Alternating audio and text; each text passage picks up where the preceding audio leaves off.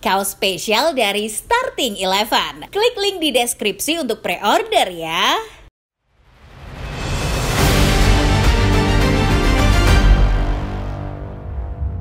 Timnas Indonesia akan mencoba bangkit dari keterpurukan setelah dibantai Australia dalam laga melawan Bahrain. Laga ini dijadwalkan bakal berlangsung pada Selasa 25 Maret 2025 di Stadion Utama Gelora Bung Karno. Meski JHS hampir menang di pertemuan pertama, Bahrain datang dalam kondisi berbeda dan tidak boleh diremehkan. Sejumlah media menginformasikan bahwa Alex Pastoor tampak lebih aktif memimpin sesi latihan Timnas Indonesia. Beberapa media bahkan berspekulasi kalau Pastoor akan mengambil alih tugas meramu taktik Indonesia dan kemungkinan akan memainkan pendekatan berbeda untuk laga melawan Bahrain ini. Akankah demikian? Sebelum menyimak, pastikan lebih dulu Football Lover sudah like, subscribe, lalu jangan lupa nyalakan notifikasinya supaya tidak ketinggalan informasi-informasi menarik dan terupdate seputar sepak bola lainnya dari channel Starting Eleven Moment.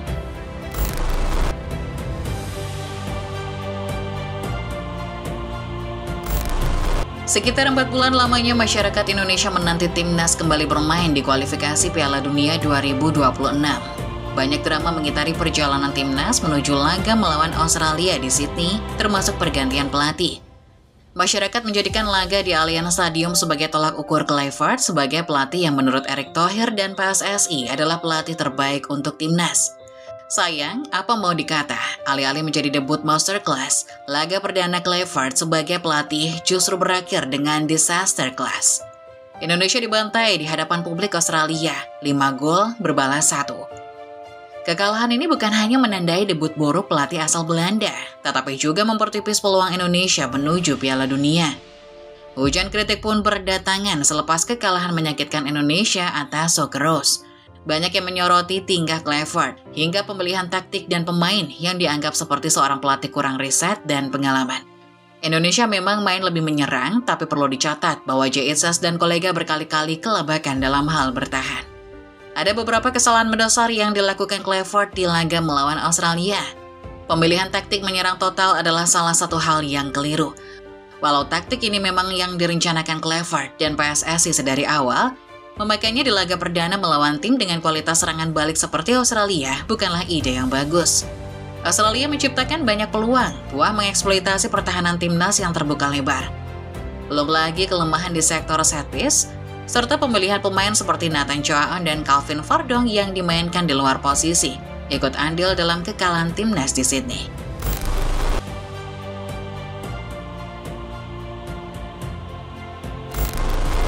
Dari Timnas, kita menyeberang ke kubu lawan. Bahrain akan sambangi Gelora Bung Karno dengan kekuatan yang berbeda. Secara garis besar, Bahrain yang datang ke Jakarta memiliki skuad dan tim pelatih yang masih sama. Bedanya tim besutan Dragan Talajik kini datang dengan kualitas yang bisa dibilang sudah meningkat. Setelah terperosok di urutan 2 terbawah pasca matchday awal, Bahrain ingin mendulang poin maksimal untuk pertandingan bulan Maret ini. Persiapan yang dilakukan Delmans Warriors juga terbilang matang, mengingat mereka sudah menggelar pemusatan latihan sejak 7 Maret 2025 silam. Jangan lupa, Bahrain juga datang ke GBK dengan membawa status juara Piala Teluk Arab. Status ini tentu tidak bisa dipandang sebelah mata, karena Piala Teluk sendiri diikuti sejumlah negara kuat di Asia, termasuk Arab Saudi hingga Qatar.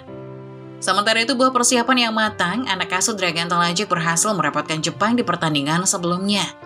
Terlepas skor 2-0 untuk Jepang yang menghias hasil akhir pertandingan, Delmans Warrior sanggup merepotkan permainan Jepang. Bahrain bahkan sempat ciptakan sejumlah peluang berbahaya, tapi akhirnya harus puas tumbang 2 gol tanpa balas. Dragan Talajik selaku juru taktik mengaku cukup optimis di laga melawan Indonesia. Pelatih asal Kroasia itu menilai bahwa Indonesia tidak memiliki kualitas pemain seperti Jepang. Itulah sebabnya Talajik cukup yakin bahwa anak asuhnya akan bisa memenangkan pertandingan di GBK. Di laga melawan Jepang, Bahrain menunjukkan sisi berbahaya mereka dalam hal serangan balik.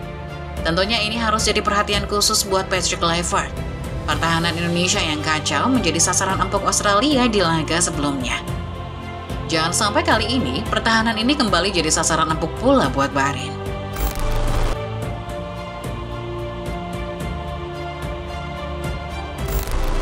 Semenjak kedatangan Patrick Kluivert, masyarakat Indonesia beramai-ramai menebak bahwa otak permainan timnas sebetulnya adalah Alex Pastoor.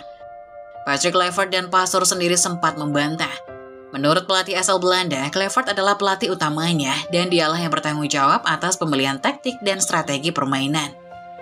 Kalau memang Kluivert adalah orang yang menentukan taktik, maka sah rasanya mengatakan bahwa pemilihan taktiknya lawan Australia adalah taktik yang keliru. Oleh karena itu, jelang laga kontra Bahrain, ada spekulasi lagi bahwa Alex Pastoor akan mengambil alih tugas meracik strategi timnas di GBK nanti. Banyak beredar di media sosial bagaimana Pastoor terlibat lebih aktif di sesi latihan Martin pas CS. Andai kata benar Pastoor yang mengambil alih, bisa jadi Indonesia memainkan pendekatan yang berbeda. Pastoor pernah mengungkapkan ide bermainnya yang mengedepankan hasil akhir, bukan cuma sepak bola indah atau sepak bola menyerang. Bulan Februari lalu, dalam sebuah wawancara di channel YouTube Love Televisie, Pastoor bilang bahwa ide utama permainannya adalah menguasai bola. Namun dalam situasi yang mendesak, Pastoor mengaku tidak masalah bermain dengan skema bertahan total, sekalipun memakai formasi 9-0-1 demi meraih kemenangan. Spesifik untuk Indonesia, Pastoor pernah bilang bahwa skuad Garuda mungkin tidak akan cocok dengan total football. Menurut ex-pelatih Almere City dan Sparta Rotterdam itu, total football membutuhkan pemahaman tinggi. Pastoor tidak melihat Indonesia bisa langsung memahami filosofi ini, apalagi dengan waktu persiapan yang kurang dari 2 bulan. Alih-alih pada bulan Januari lalu, seperti dilansir dari FIFA, Pastoor mengatakan bahwa Indonesia mungkin lebih cocok dengan filosofi Catenaccio ala Italia. Filosofi ini lebih mengedepankan pada aspek pertahanan dan kedisiplinan posisi untuk mengandalkan serangan balik yang terstruktur dan terarah. Singkatnya, filosofi ini mirip dengan filosofi yang diterapkan Indonesia era Sintayong.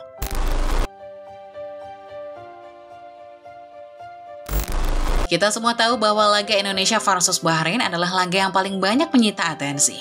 Selain karena atmosfer panas di pertemuan pertama, masyarakat Indonesia juga penasaran menyaksikan debut Kluivert di GBK.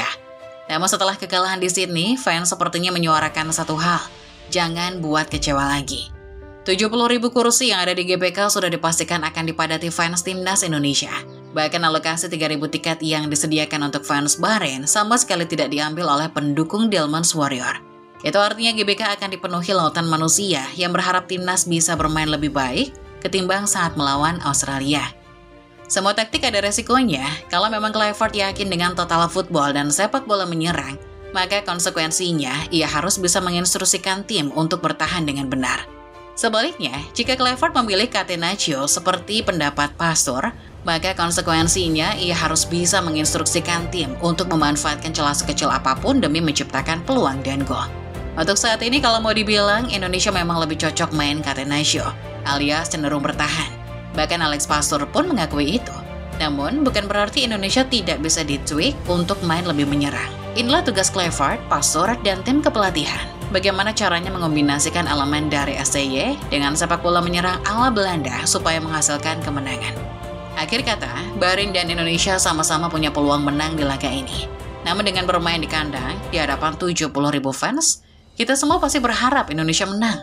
Bagaimana dengan kalian sendiri football lovers? Yakin Indonesia bisa memetik hasil sempurna lawan Bahrain? Coba komen di bawah ya.